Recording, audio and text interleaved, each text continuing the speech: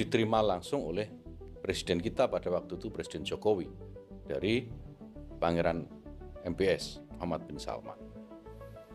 Nah, masalahnya ketika Presiden Jokowi menerima kuota tambahan 20.000 itu, tidak ada saya di sana. Presiden waktu itu didampingi oleh Menteri BUMN pada waktu itu Pak Erick Thohir, kemudian Menpora Pak Dito, lalu ada Mensesnek dan Menseskap kalau saya tidak salah. Saya tidak ada di situ kan. Seandainya saya ikut di situ, saya akan sampaikan kepada Presiden situasi di tahun 2023. Bahwa tambahan 20.000 itu akan sangat sulit sekali dicarikan layanan teknis yang paripurna. Seandainya.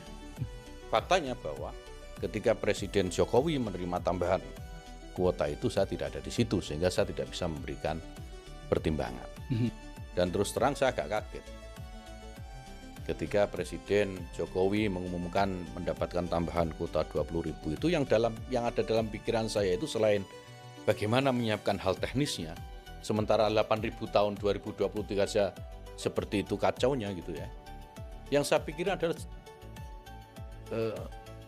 Presiden ini sedang bermasalah dengan saya atau melakukan kesalahan, sehingga ketika bicara soal penambahan kuota haji, kok saya nggak diajak gitu. Tidak pernah terpikir sedikit pun di dalam pikiran saya, di dalam hati saya, dalam ucapan saya, bahwa saya akan mengambil keuntungan dari proses pembagian kuota 50-50 itu. Jadi saya harus tegaskan, saya tidak menerima sepeser pun ya, dari proses pembagian kuota itu. Tidak ada. Baik itu untuk diri saya pribadi, untuk Jam'iyah Nahdlatul Ulama maupun Ansor yang pada waktu itu masih saya pimpin. Tidak ada. Sekali lagi, saya tidak pernah berpikir soal keuntungan, saya tidak pernah berpikir soal uang. Yang saya pikirkan yang utama dan pertama adalah hifdzun nafas.